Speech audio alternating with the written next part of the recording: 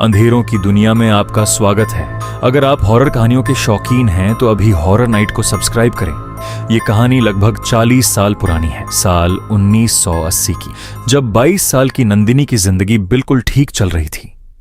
वह एक सीधी सादी खुशमिजाज लड़की थी जिसे अपने पिता से बेहद प्यार था। लेकिन एक दिन अचानक उसके पिता बिना कुछ बताए कहीं चले गए और फिर कभी वापस नहीं आए। नंदिनी ने उन्हें बहुत ढूंढा, हर जगह तलाश किया, मगर कोई सुराग नहीं मिला। उसकी मां पहले ही इस दुनिया से जा चुकी थी और अब वह पूरी तरह अकेली रह गई थी। समय के साथ सबने उम्मीद छोड़ दी, लेकिन नंदिनी के दिल में एक खालीपन हमेशा बना रहा। इसी मुश्किल वक्त में उसके चाचा ने उसकी शादी शर्मा परिवार के बड़े बेटे राजेश से कर दी ताकि उसे सहारा मिल सके। राजेश एक समझदार और नरम दिल इंसान था। उसने नंदिनी का पूरा ख्याल रखा और धीरे धीरे नंदिनी अपने नए घर में ढलने लगी। घर के सभी लोग उससे प्यार करते थे, खासकर उसका देवर अमन, जो हमेशा उसका ध्यान रखता था।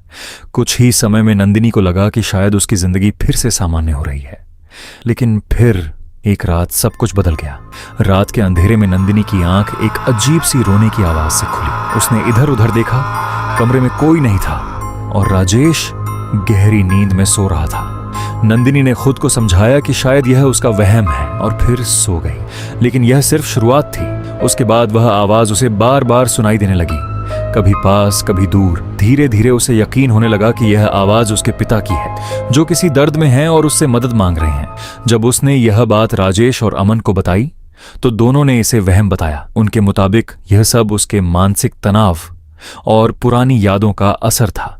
लेकिन नंदिनी की हालत दिन ब दिन खराब होती जा रही थी। वह छोटी छोटी बातों पर गुस्सा करने लगी, चिल्लाने लगी और कभी कभी ऐसे शब्द कहती जो उसकी फितरत के बिल्कुल खिलाफ थे। घर वाले परेशान थे, मगर कोई समझ नहीं पा रहा था कि असली समस्या क्या है।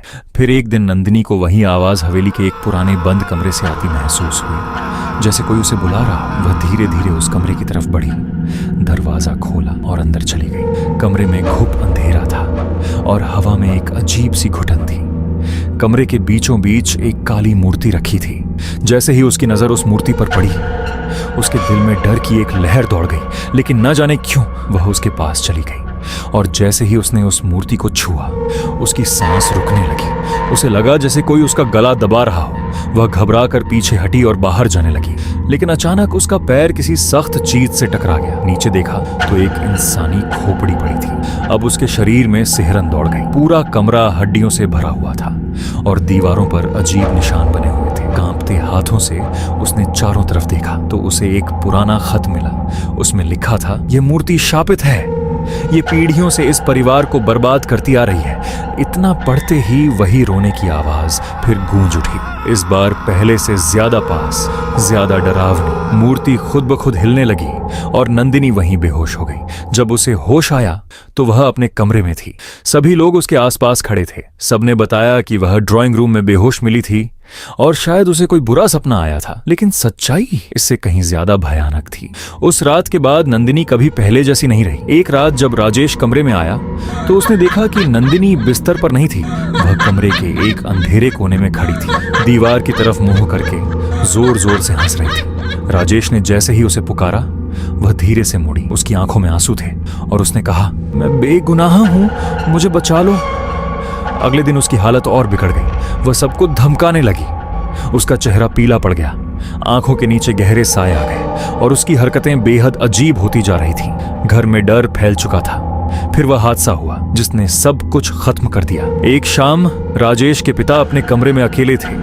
अचानक उन्हें अपने पीछे किसी की मौजूदगी का एहसास हुआ। उन्होंने मुड़कर देखा, नंदिनी वहां खड़ी थी। उसकी आंखों में अजीब सी दरिंदगी थी और चेहरे पर डरावनी मुस्कान। अगले ही पल पूरा घर चीखों से गूंज उठा। घर वालों ने किसी तरह नंदिनी को काबू करके बांध दिया, लेकिन आधी रात को वह गायब हो चुकी थी और उसके बाद जो हुआ उसने शर्मा परिवार को हमेशा के लिए बर्बाद कर दिया। राजेश की मां समझ चुकी थी कि यह कोई आम बीमारी नहीं, बल्कि एक ऐसा साया है जो पीढ़ियों से उनके परिवार के साथ जुड़ा हुआ है। उसी रात वह अपने बेटों को लेकर हवेली छोड़कर चली गई। कुछ समय बाद उस वीरान हवेली से 4 लाशें मिली। अमन उस दिन के बाद कभी नहीं देखा गया और आज भी लोग कहते हैं कि उस सुनसान हवेली में नंदिनी की आहट सुनाई देती है और जो भी वहां जाने की हिम्मत करता है वह कभी वापस नहीं आता। अगर तुम यहाँ तक पहुंच चुके हो तो एक बात याद रखना, कुछ कहानियां सिर्फ सुनी नहीं जाती, वो तुम्हें ढूंढ लेती हैं और शायद अब वो तुम्हें भी देख रही है। अगर तुम जानना चाहते हो कि आगे क्या होने वाला है तो अभी सब्सक्राइब करो।